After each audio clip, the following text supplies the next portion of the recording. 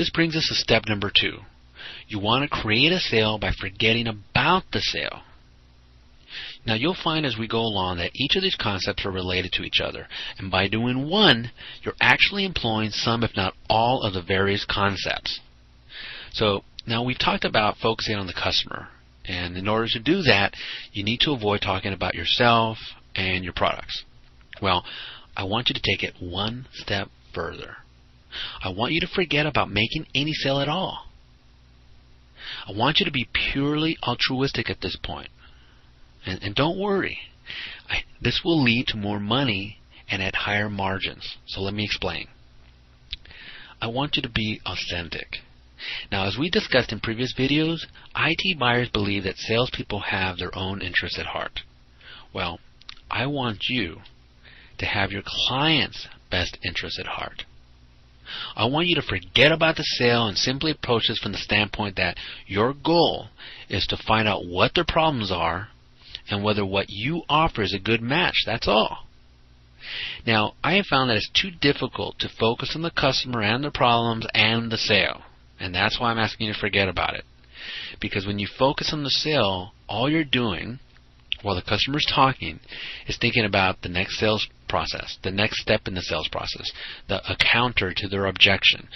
You want to start solving questions right there or answering questions right there. Instead, I want you to forget that. I want you to focus on them, and you do that by being in the moment, by being a good listener. And we're going to talk about listening in a future video, but I want you to be in the moment. Now, I know this sounds counterintuitive, but I assure you, just like the name of this step, if you forget about the sale and instead put your focus on them and really listen, then your sale will come faster. It'll be a stronger sale with a much stronger relationship, and it'll practically happen before your very eyes without any effort. Believe me, it does happen. So again, forget about the sale. Focus on the customer. You want to find out what their problems are. And as I mentioned before, or referenced before, I want you to play something that I call the match game. Now, some of you may not be old enough. This is a game in the 70s called the match game. You can probably find it on YouTube. But the way it goes is that you want to find out whether what you offer, your products or services, are a match for their problems. In other words, can their problems be solved by something you offer? This is a form of qualification. Now, since you also want to continue to be seen as a trusted advisor and not be confused as a regular salesperson, you also want to avoid what other salespeople traditionally do, which is to chase customers and try to persuade them to use you.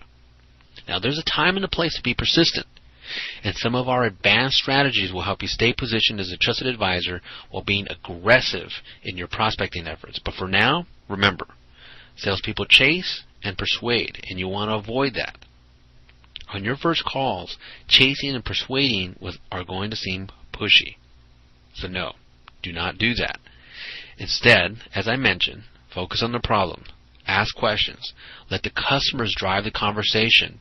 Play the match game. And you'll qualify people fast. You'll discover that not all, and then of course you'll discover that not all IT people are going to be customers, and that's okay. Some people will say yes, some people will say no, but here's the beauty of this approach, the one that I'm sharing with you, is that you will open doors and you will leave doors open for you.